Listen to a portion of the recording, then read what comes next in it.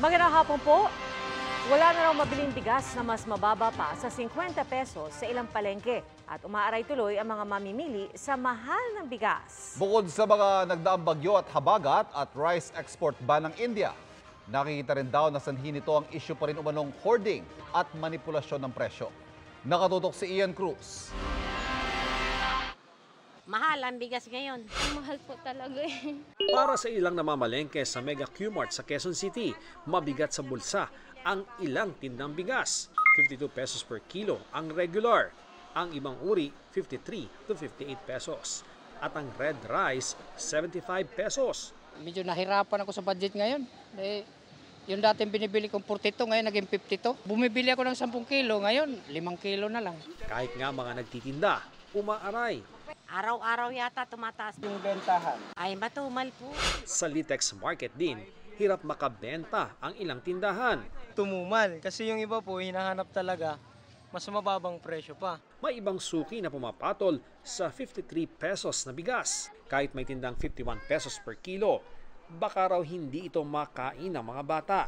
Ang bigat na po sa bulsa. Yung anak ko hindi kumakain ng matigas. Dati, may mga 25 pesos per kilo na bigas sa mga Kadiwa store. Pero sa Kadiwa na ito sa Elliptical, 2 linggo na raw walang tindang bigas. Mahal po kasi ang presyo. Paliwanag ng Philippine Rice Industry Stakeholders Movement, ang pagmahal ng bigas ay epekto ng export ban ng India. Ito pong aspeto na to ay outside factor that we cannot really control. Nabigla rin po kami. Ayon naman kay AGA Party List Representative Nicanor Briones na malaking issue raw ang umano'y hoarding at price manipulation sa industriya ng bigas. Katulad ngayong panahong ito, ang bigas ay nasa kanila na, nasa mga traders, importers. So, ibig sabihin, kaya nila talagang imanipula ang presyo. Pwede nilang hindi kaagad maglabas ng maraming bigas kung nasa kanila sa mga bodega na nila at hinihintay nila na tumaas ang presyo. Pero paglilinaw ng PRISM, Hindi po ito dahil sa nag-take advantage lamang ang mga rice trader. Hindi po kasi po kami rin po ay hirap dahil po doon sa supply. Kung saan naman po siyang bababa. But then again, because of the factors po na nangyari, kagaya nga ng 2 weeks na pag yung Egay na typhoon, ay marami po talagang naapektuhan doon. At the same time, mataas ang dollar ngayon, mataas ang fuel cost. sa kabila niyan, nagkipag-ugnayan na raw sila sa Agriculture Department sa muling paglulunsad ng 38 pesos per kilo ng bigas sa mga Kadiwa outlet. Sinusubukan naming kuna ng pahayag ang Department of Agriculture kaugnay ng presyuhan ng bigas. Para sa GMA Integrated News, Ian Cruz, nakatutok 24 oras. Ilang araw bago ang pasukan, nagtaas presyo ng ilang school supplies. At mula sa Divisoria, Maynila, nakatutok live si Dano Tingkungko. Dano? Pia, dun sa mga mamimili ng school supplies dito sa Divisoria, lalo ngayong long weekend, baka kailangan nyo pang magbanat pa ng konti sa budget. Lalo't karamihan sa mga gamit pang eskwela ay nagmahal tulad na lang ng papel at uniforme. Siksikan sa Divisoria, Maynila, mga naghahabol para makakumpleto ng gamit pang eskwela para sa nalalapit na pasukan. Marami sa mga produkto, tumaas ang presyo. Tulad ng mga uniforme na mas mahal ngayon ng 10 hanggang 30 piso. Wala pong sa supplier po, mananahi, mahirap wala rin makuhang tela dahil sa simula po ng pandemic. Sa mga mananahi din po kasi sila din po nagtataas kasi nagtaas, yung dahilan po nila, nagtaas po yung tela. Kaya magdadagdag din po sila, magdadagdag din po kami. Ihanda rin ang bulsa kung bibili ng iba pang school supplies gaya ng bag, lapis, ballpen at crayons. Pati notebook at mga pad paper, nagtaas presyo na. Kulang daw kasi ang supply. Hindi namin alam kung bakit, pero kakaubusan talaga ang notebook. At hindi namin alam kung iniipit pa talaga o talaga walang stock talaga. May mamalimos ko, halos gusto mo lahat na lang kung maaari nga lang, pati boy, bigyan mo siya. Nagpapasalamat pa rin ang mga nagtitinda na balik na ulit ang face-to-face classes kaya malakas na ulit ang benta. Pero dahil mas mahal na ang school supplies, nabago na ang diskarte ng mga namimili. Meron bibili ng pang isang buong linggo. Minsan yun ang sinasabi, pandagdag nila. Tapos budget. Walang budget. Kung ano po yung mas mura, yun po yung binibili nila. Isahan na lang po talaga para isang lakaran na lang din po. Kung ano muna yung mga kailangan, like mga notebooks, gano'n. Yun muna ang ano. So later na lang, muna lang bibilhin pag kailangan na.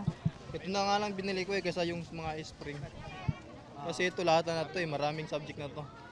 Dito 10 lang to, ito 12 ito Ito na lang binili ko.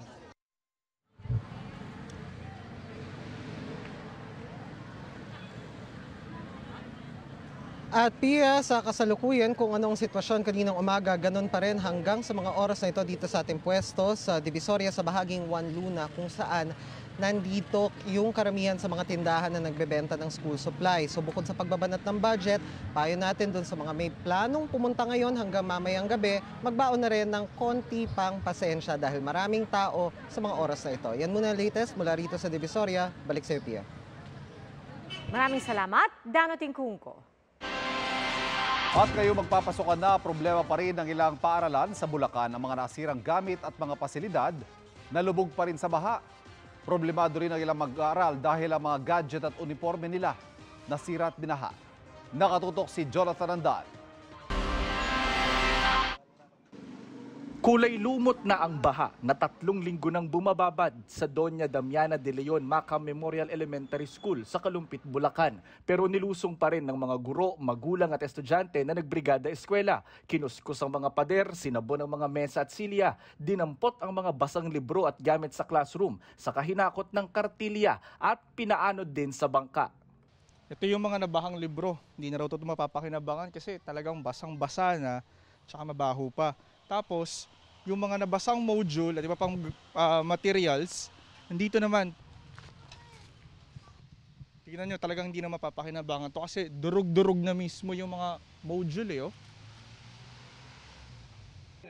Sabi ng Department of Education o DepEd, meron silang buffer stocks ng pamalit na libro na hihingin sa kanila ng Bulacan School Division Office kapag natapos na ang inventaryo nito sa mga pangangailangan ng mga binahang eskwelahan doon. Para naman sa mga module na kapag emergency procurement na ang Bulacan at madideliver na sa Biyernes. Sa mga paaralan na baha pa rin, pwede raw mag-blended learning ang mga estudyante. Kaya kanina nag-aayos na si Teacher Evelyn ng module na ipamamahagi sa Martes. Posible raw mag-shifting o maghati ng oras sa classroom ang mga estudyante sa kanilang school. Lalo't 7 lang sa 25 nilang classroom ang hindi binaha. Mga 2 weeks pa po ang hihintayin. Yung heat ng sana lang yung makakapagpahupa ng baha na yan. Naghahanda naman ng pumasok ang grade 4 na si Christina. Ang problema, tinangay ng baha ang 3 niyang uniform, kaya 2 na lang ang pagsasalit-salitan niya. Lalaban na lang. Wala daw pong pera. Bili po ng blouse po. Ang pinsan niyang si Lian na grade 3 pupil, nasira ng baha ang tablet na ginagamit niya sa pag-aaral. Sana po may magbigay ng tablet po. Para magamit sa school.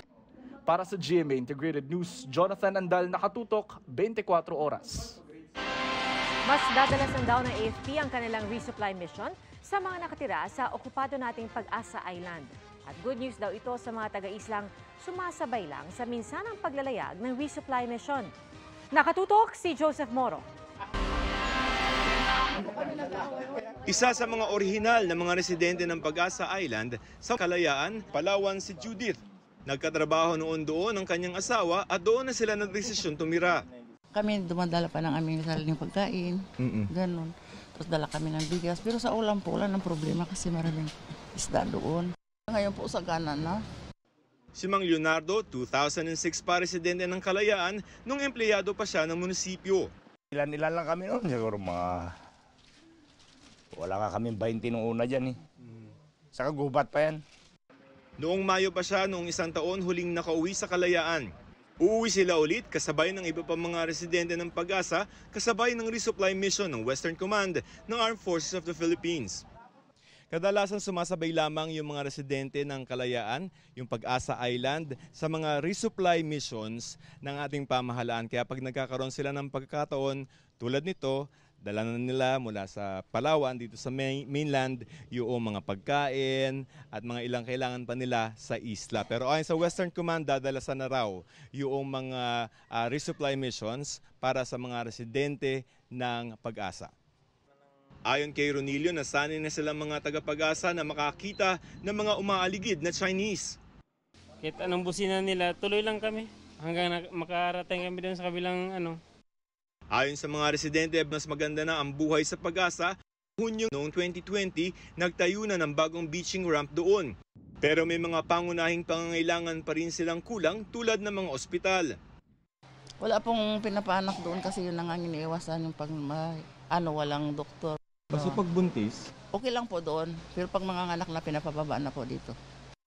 Umaasa sila na walang insidenteng mangyayari sa kanilang pagbiyahe tulad na nangyaring pambobomba ng tubig ng China sa may Ayungin Shoal. Dati okay naman din po.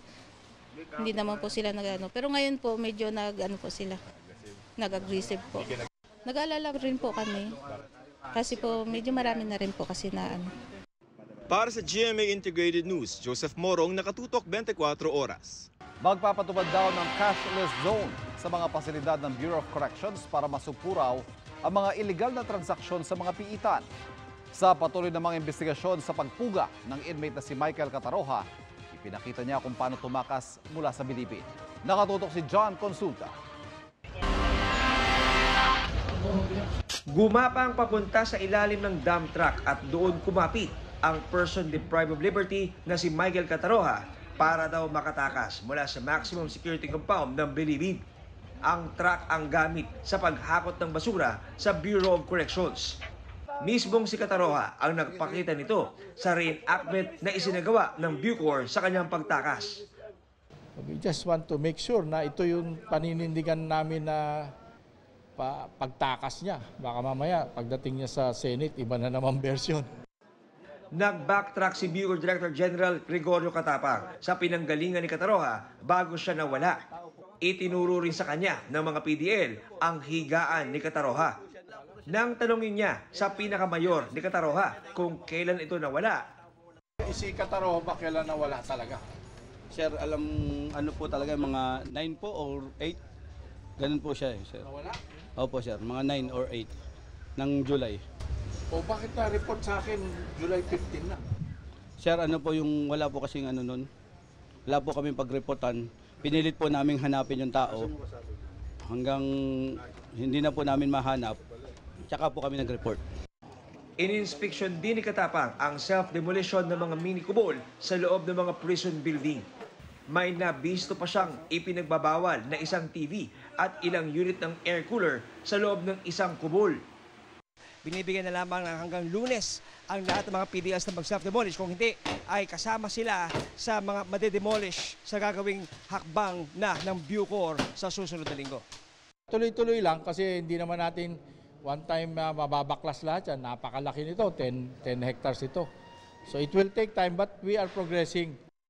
Sinabi rin ni Katapang na natapos na ang paglilipat ng mahigit 100 Chinese drug lords mula New Bilibid Prison papuntang Sablayan Prison and Penal Farm sa Occidental Mindoro, na mahalaga raw para mapilay anya ang drug trade sa loob ng Bilibid. Alam naman natin, yung mga drug lords na yan ang nagpapakilos ng drugs dito kahit nakakulong na sila. Dahil dito nga, nakaka-cellphone sila. Para sa GMA Integrated News, John Consulta, nakatutok 24 oras. Ayon kay dating Pangulo at ngayon Deputy Speaker Gloria Macapagal Arroyo, hindi siya nangako sa China o sa anumang bansa na aalisin ng BRP Sierra Madre sa Ayungin Shoal. Hindi rin daw siya nag-otorisa sa sinumang opisyal ng gobyerno ng kanyang administrasyon na mangako ng ganito. Nalaman lang daw niya na may ganitong alegasyon sa mga public discussion. Naglabas ng pahayag si Arroyo matapos sabihin ng China na may leader daw ng Pilipinas na nangakong aalisin ng BRP Sierra Madre na sumadsad sa Ayungin Shoal noong 1999. Nauna namang sinabi ng kolumnista dating tagapagsalita ni Arroyo na si Rigoberto Tiglao na ang Administrasyong Estrada anya ang nakipagsundo sa China. Pero ayon sa kampo ni dating Pangulong Joseph Estrada, wala raw ipinangakong ganoon ang kanyang administrasyon sa China. Sinabi rin ng DFA na walang record ng sinasabing kasunduan. Sasabay sa darating na pasukan ang leksyon kung paano didiskartehan ng mga magulang ang baon ng mga mag-aaral sa gitna ng mahal na mga bilihin o inflation. Yan ang tinutukan ni Sandra Aguinaldo. Ilang tulog na lang pasukan na uli. Ang problema ni Donalyn, kulang pang school supplies ng kanyang 4 na anak. Meron mang binigay na supplies ang barangay, hinihintay raw nila ang galing sa LGU. Bukod sa inaalalang gamit pang eskwela, inaalala rin ni Donalyn ang magiging pabaon ng mga bata. Tig 100 pesos ang baon ng 2 anak niya sa high school, ang 2 anak naman niya sa grade school, tig 20 pesos. Suma total 240 pesos kada araw. Kulang daw para sa 26,000 pesos na buwan ng sahod ng kanyang mister. Nabubuhay po kami sa bayad utang, ma'am eh. Pag sahod, binabayaran ko po yung mga nauutang ko, tapos mangungutang ulit. Kasi nagre-rent po kami ng bahay, ma'am. Yung bigas, ramdam namin kasi dati nakakabili pa kami ng mga 5 kilo, ngayon tig 1 kilo na lang. Si Denise Antonio naman, magpa-first year college sa pasukan sa kursong Information Technology. 250 pesos daw ang baon niya araw-araw, kasama na ang pamasahe mula Batasan Hills, Quezon City, patungong eskwelahan sa Cainta, Rizal. Pero ngayon pa lang, problemado na ang mga magulang niya kung maigagapang nila ang pag-aaral ni Denise sa kinikita na ama niyang driver. Makakasave pa po siya kasi matipid naman po siya eh. Sa pang-araw-araw din niyang bayarin. Kaya plano ni Denise na mag-working student. Pandagdag po sa baon kapag po kinapos po si mama or kapag po may mga babayaran po na bill si mama, pwede ko din po bigyan siya. Si Denise daw ang tinuturing na pag-asa ng kanyang pamilya, kaya pinanghahawakan daw niya ang pangarap na makaahon sa buhay balang araw. Pinipilit ko pong mag-aral ng mag-aral para matupad ko po yung pangarap ko. Para sa GMA Integrated News, Sandra Aguinaldo, Nakatutok, 24 Oras. Nabagsakan ng puno ang nakaparadang sasakyan na yan sa Rhode Island sa Amerika dahil sa pananalasa ng isang buhawi. Wala namang nasakay kaya walang nasaktan. Ayon sa mga otoridad, may isang kotseng tinangay ang buhawi pero ligtas ang driver nito. Ayon sa US National Weather Service, ito na ang pinakamalakas na buhawi roon sa loob ng mahigit 3 dekada. Tiklo ang isang lalaki sa Quezon City na umano'y ng blackmail at nangigil para hindi raw ikalat ang masasalang video ng kanyang mga biktima. Nakatutok si John Consulta.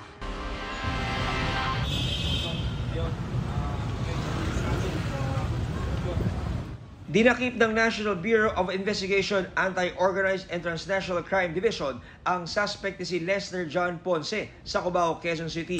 Sumbong ng isang minor de edad na babae sa NBI, kinaibigan daw siya ng suspect hanggang sa nakumbisi siyang makipagtalik. Patago pala siyang kinukunan ng video. Nakalaunay ginamit pang blackmail. Paulit-ulit na tinatakot ng subject ang victim na ikakalat nito ang mga masiselang video at larawan kung hindi ito makikipagtalik sa kanya. Hiningian rin niya ito ng halagang 37,000 pesos. Pinagbigyan daw ng biktima ang kanyang mga demand, pero ipinadala pa rin daw ng suspect ang masiselang video at litrato na ng biktima sa social media ng kanyang pamilya, kaibigan at mga kasama sa eskwelahan para raw burahin ang mga ito. Nagdemand raw muli ng pera at pagtatalik ang suspect na nauwi na sa entrapment operation. Pero natuklasan ng NBI na may iba pang nagrereklamo laban sa suspect, mga edad 12 at 17. Sinampahan natin siya ng paglabag sa Child Abuse Law, Anti-Photo and Video Voyeurism Act.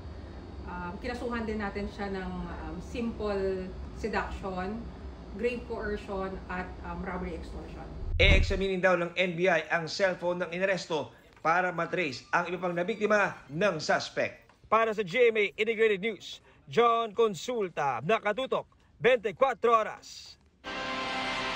Ramdam ang saya hanggang sa pagtatapos ng Kadayawan Festival. Sa huling araw ng pagdiriwang, nagpasiklaban ng iba't ibang grupo sa float parade at drum and lyre competition. Mula sa Davao City, nakatutok live si Argel Relator ng GMA Regional TV 1 Mindanao. Argel.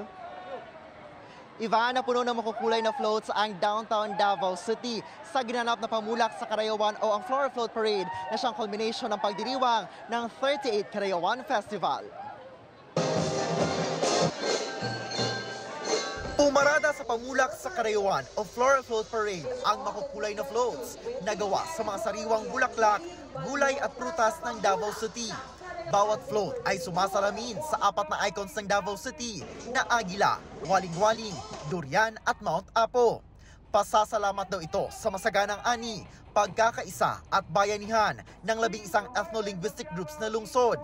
13 ang entries sa gamay o small category kung saan ang grand winner ay nanalo ng cash prize na 600,000 pesos. 8 naman ang lumahok sa dako o big category na may grand prize na 800,000 pesos. May 14 na lumahok din sa non-competing category.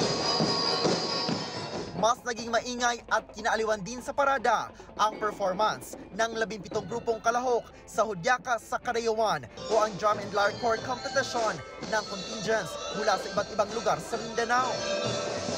May 2 minutong satellite performance ang bawat contingent at 8 minuto naman sa Grand Showdown sa stage San Pedro Square. Grand winner sa Hudyaka sa Karayawan ang Magallanes Elementary School Drum and Lyre Corps na may cash prize na 400,000 pesos. Pinarangalan din ang entry sa may Best Music, Best Color Guard, Best Artistic Design at Best Conductor na may tig 30,000 pesos na cash prize ang bawat special award. Kahit tirik ang araw, dagsa ang mga Davaoenyo at mga turista sa pamulak at Hudyaka. Ivan, ngayong gabi ay may gaganaping konsyerto dito sa San Pedro Square bilang pagtatapos ng pagdiriwang ng 38 Karayawan Festival. Yan ang latest. Balik sa iyo, Ivan. Daghang salamat, Argil Relator ng GMA Regional TV 1 Mindanao. Nagmistulang paputok ang pagsabog na yan ng poste ng kuryente sa Davao City. Sa mga rescuer, isang SUV ang nawala ng kontrol at bumangga sa poste. Nang matuba ang poste, tinamaan naman ito ng isang truck. Dinala sa ospital ang 3 sakay ng SUV. Iniimbestigahan pa ang insidente. Isolated case daw ang nangyaring pagdukot sa isang bagong silang na sanggol noong Huwebes sa isang ospital sa Binangonan, Rizal. Ayon sa Chief ng Margarito A. Duavit Memorial Hospital na si Dr. Angel Dakigan Jr., sa tagal niya roon, unang beses daw itong nangyari.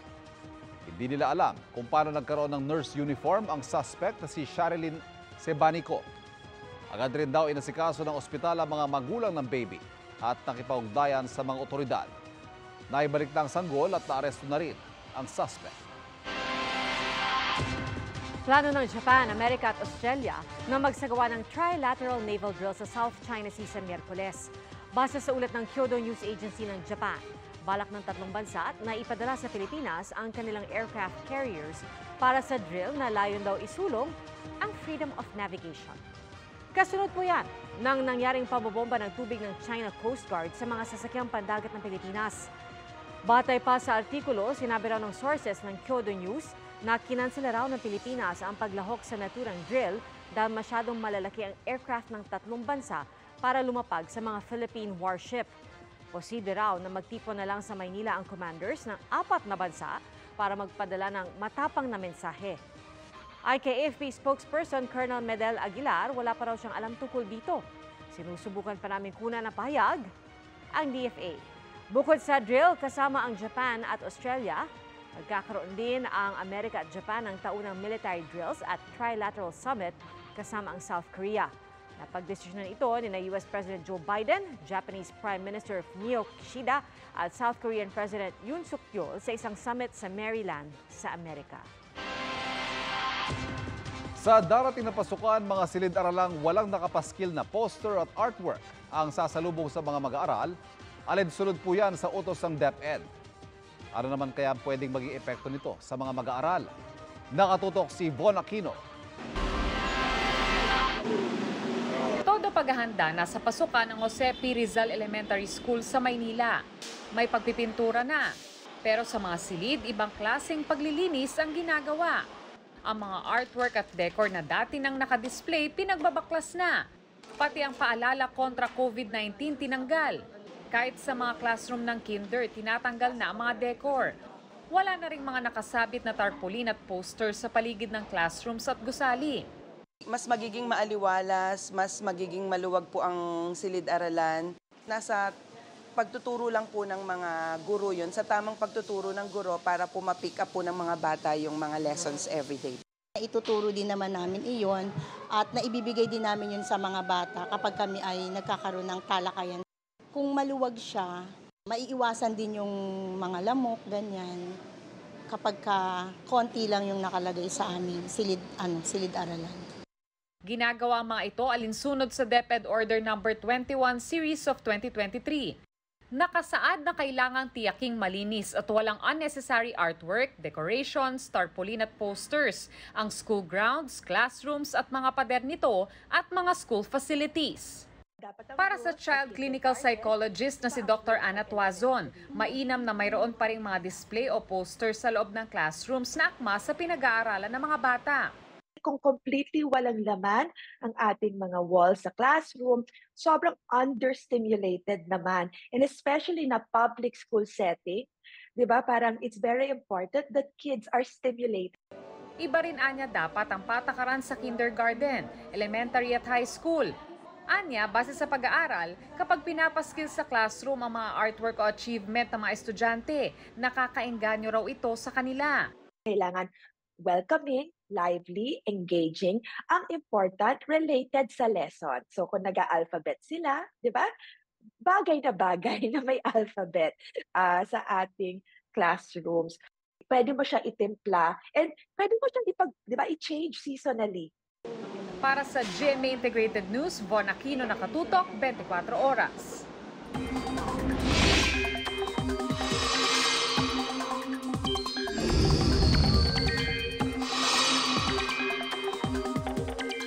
Magandang hapon mga kapuso, may grupo ng Kaulapan o Cloud Cluster na namataan sa silangan ng Mindanao.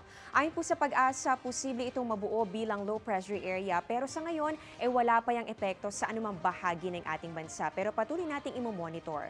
Patuloy naman ang pag-iral ng hanging habagat o southwest monsoon. Dito yan sa western sections ng Southern Luzon, Visayas at ng Mindanao. Base po sa datos ng Metra Weather, tanghali hanggang hapon bukas, uulanin ng halos buong northern at Central Luzon, pati na rin ang ilang bahagi ng Calabarzon, Mimaropa at ganun din itong Bicol Region.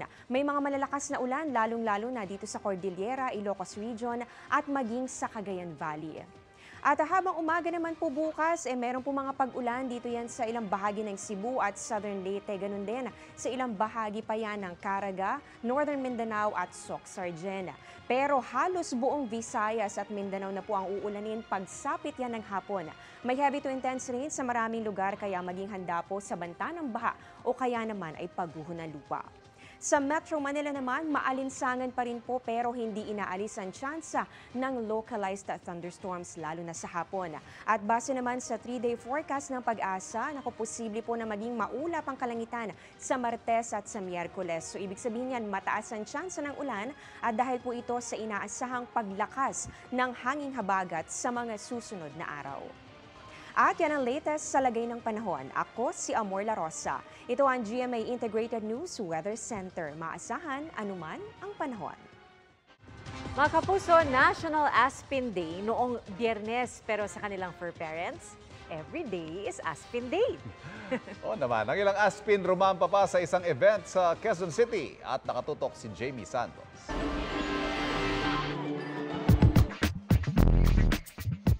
Matchy-matchy si Chuchu at kanyang fur daddy today. Moriones-inspired ang kanilang costume dahil taga Marinduque ang kanyang amo. 8 years na raw kasama ni Chuchu ang kanyang family. Very friendly to. Hindi pwedeng guard dog kasi lahat kaibigan. Mabait talaga. Dahil buwan ng wika, ternong dilaw na saya ang suot ni Liza at kanyang alagang si Chimmy na may crown. Nakita raw ni Lisa si Chimmy sa tabing kalsada at ni-rescue niya ito. Isa po siyang mabait at saka matalinong babies po. Kabilang sina Chuchu at Chimmy sa mga Aspin na rumampa para i-celebrate ang National Aspin Day sa isang mall sa Quezon City bilang pagkilala sa mga Philippine Native Dogs. Rumampa rin ang ilang rescue dogs ng Philippine Animal Welfare Society o PAWS.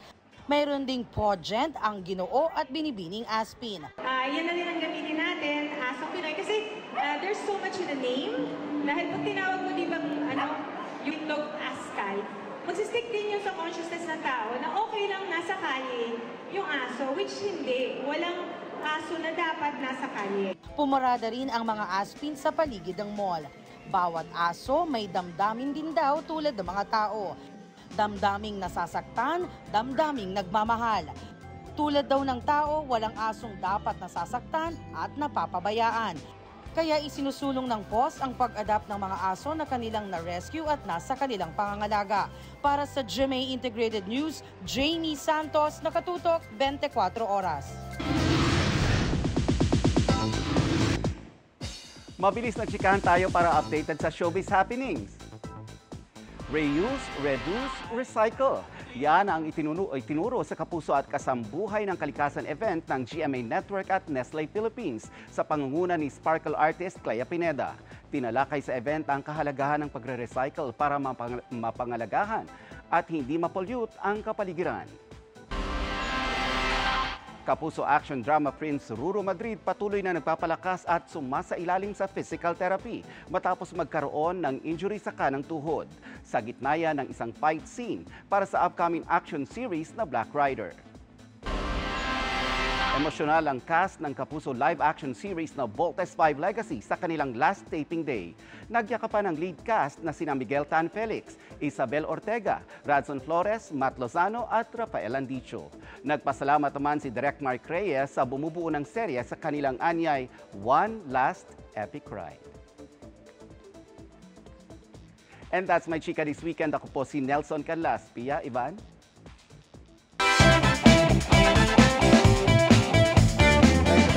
Salamat, Nelson. Ito naman mga kapuso para ma-inspire tayo. Isang security guard noon, may sariling negosyo na ngayon. Ba, ayan ang success story ng isang lalaking nahanap ang pag-asenso sa pagtitinda ng noodles o mami.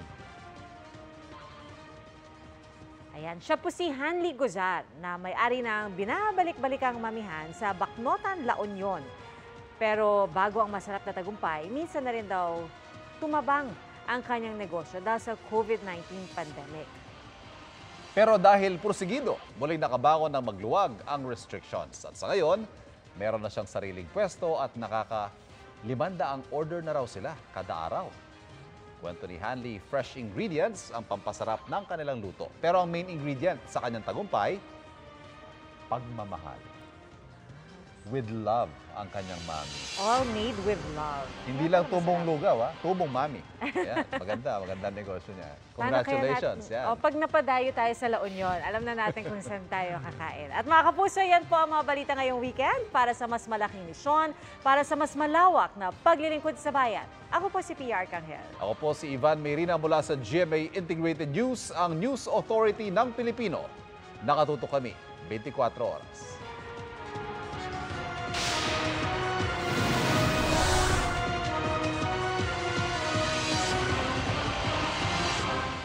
Magandang balita mga kapuso, kahit ano pa man ang oras, mapapanood ang 24 oras weekend at iba pang newscast sa youtube.com/GMA News. I-click lamang ang subscribe button. Sa mga kapuso abroad, maaari po kaming masubaybayan sa GMA Pinoy TV at www.gmanews.tv.